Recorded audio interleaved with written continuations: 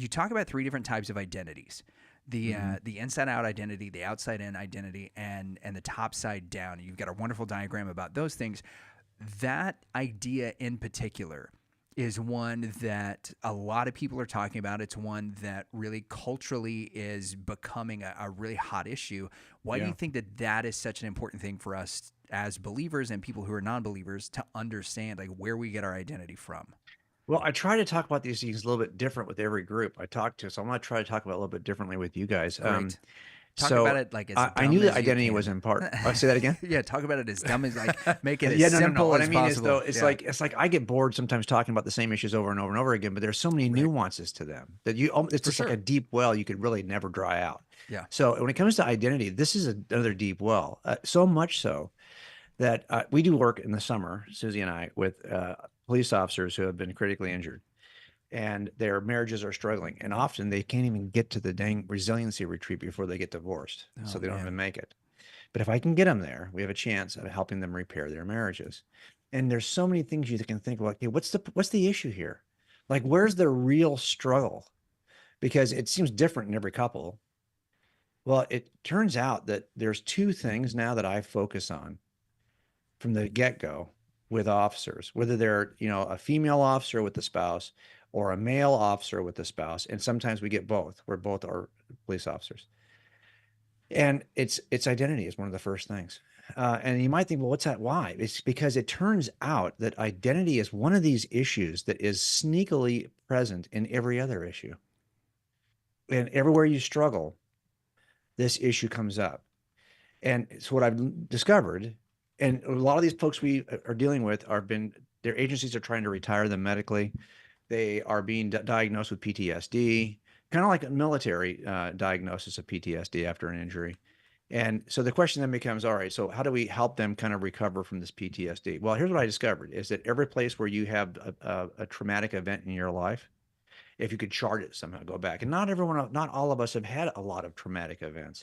For a lot of us, the trauma might simply be that we didn't get something we were trying to get, like a job. But whatever it was, where you said, I struggled in that season, bad health diagnosis, an injury, a divorce, loss of a loved one, whatever it is that you said, yeah, I really struggled in that. If you go back and look at that season, you'll see that your identity shifted, Mm. how you saw yourself. If you saw yourself as bulletproof and then you get injured in a way that's like almost like embarrassing, you start to change the way you see yourself. If you saw yourself and identified yourself as a happily married, and that was really important to you, and then suddenly your spouse walks up and cheats on you or divorces you, it affects your identity, the way you see yourself. And so this is interesting. Trauma shifts identity. The converse is also true. When your identity shifts, you'll experience trauma.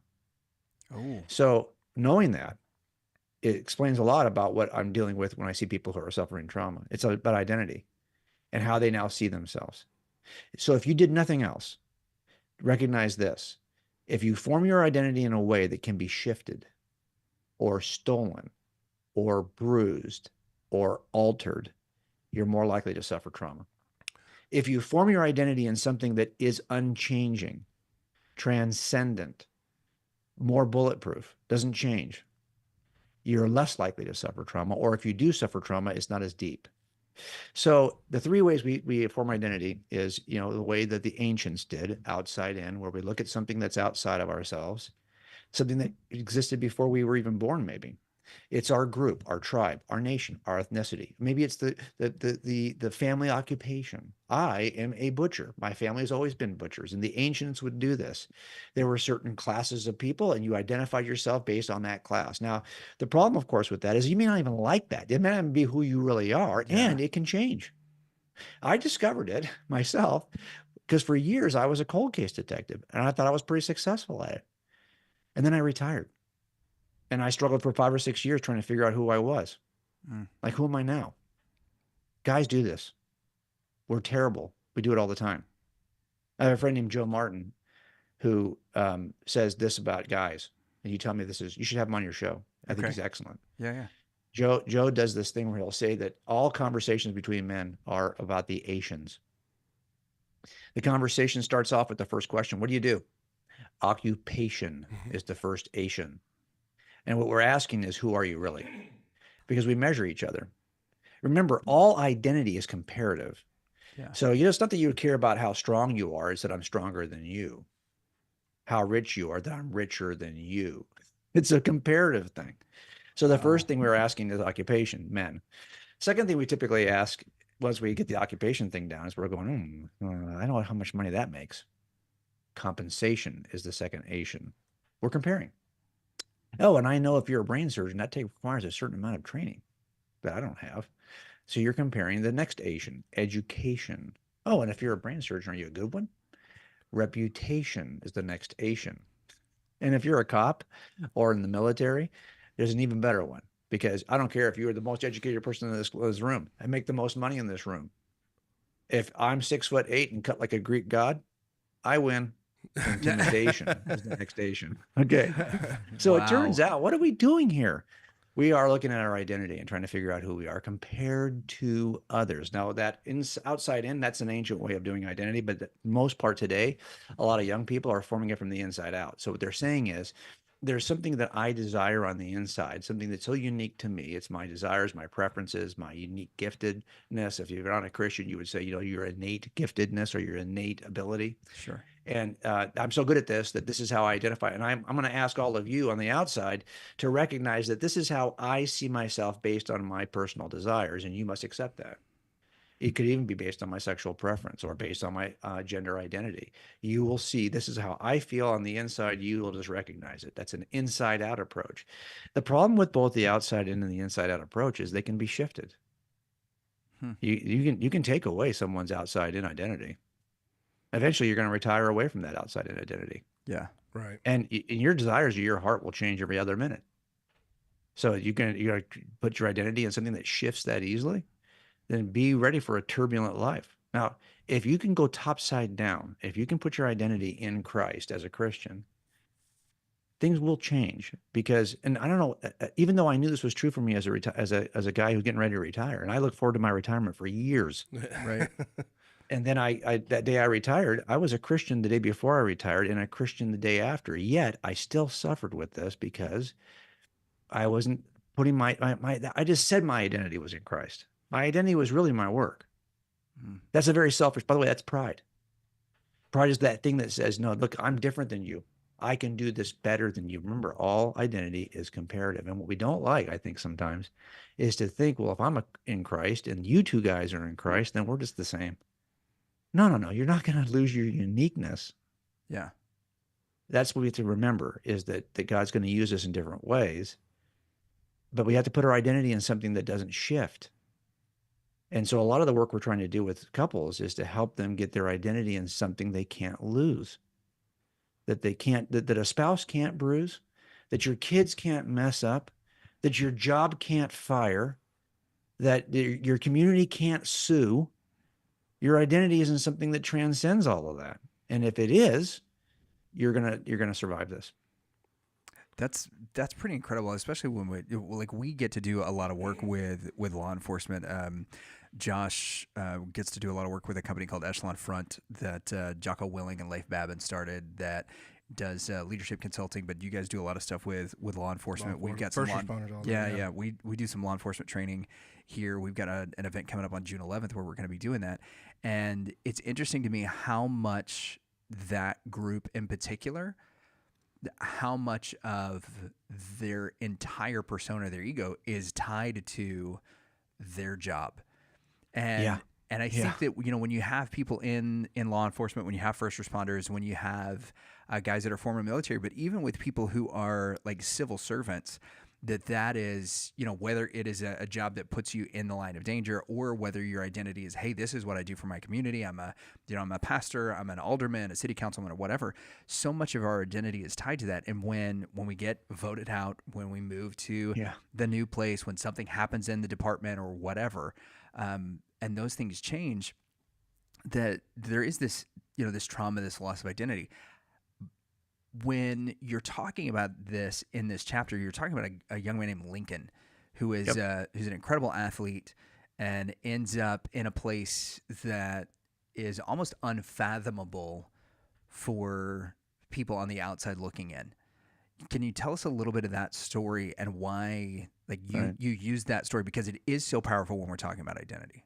Well, so this is a guy who his entire family were really good athletes, and he kind of saw himself in that legacy of football players, his dad, his brother, that would, eventually take his place in the family, maybe even in his view, be the best of Right. the good family members, right? So he has this great high school career, and then he hurts his knee. I think he originally thought he was going to recover from that, but it was just the kind of injury you couldn't recover from. And originally, he was taking pain meds. That ended up evolving into other things. A friend has eventually introduced him to the harder stuff, and now he's a drug addict. Not that many years later, Yeah. suffering from his loss of his identity. Who am I now? It's interesting too. One of the things we don't do when we struggle with identity is because we have not prepared ourselves in a number of varied areas. And that's one of the things the gospel does. In other words, if I put all of my eggs in this football basket and then I can't play football anymore, I got nothing to rely on. I got nothing to lean on. And that's exactly what he did. And he just didn't have any other way to identify himself. And he was doing what you would also do. He was doing inside out and outside in. It's not as though we do one or the other exclusively. We typically do a little bit of both. And he was doing that, right? He was saying, I'm part of this family. I identify as this family. Like I did the same thing. We are a 3-generation law enforcement family. If you're a Wallace, especially if you're a Jim Wallace, you're a cop because there's 3 of us named Jim Wallace who are Such a cops. good cop So name. yeah, so you I'm have Jim Wallace. and there's the Yes, sir. and there's the Jim problem, Wallace. right? There's the problem is that you now you're doing that outside in. Yeah. Also, he was good at this. Like it wasn't like he learned it. He learned a lot of stuff, but he was just innately gifted. Innate. I don't want to use that word gifted if you're not thinking there's a gifter, Right. but he had innate skills, and so he was doing a little bit of outside in and a little bit of inside out. I felt the same way. I felt like, hey, I'm good at making these visual cases for juries. It's where my skill set is, and it's part of my family tradition. So we're both doing the outside in and the inside out stuff. Would you say that typically with your identity, people default to a subjective, more, I guess, selfish look at it, just by Yes. nature? Yeah. Well, I think what we do is all of this is driven by pride, right? Because it's so comparative. So Yeah. what we're also going to do. So when you look at the studies on identity, you'll see a couple of things. One, the definition about how we perceive self is we were looking for the most continuous and stable. That word continuous and stable is in the APA definitions on identity. So, okay, that's interesting. That's why you don't want to put your identity in something that's not continuous and stable. That's number one. Two, you see that the research is almost always interconnected. Like you can hardly ever study identity when you're not also studying some research on value and purpose, because value and purpose are so connected to identity. So there's a couple of ways you can form identity, right? One, you can say, I'd be wise if we do it this way. We say, like, who am I really? Think about it. And then form your value and purpose after you've decided who you are in Christ. Okay, we don't do that. What we typically do is the opposite. We're doing something that we're good at, gives us value, and it's our purpose. And we say, that's who I am.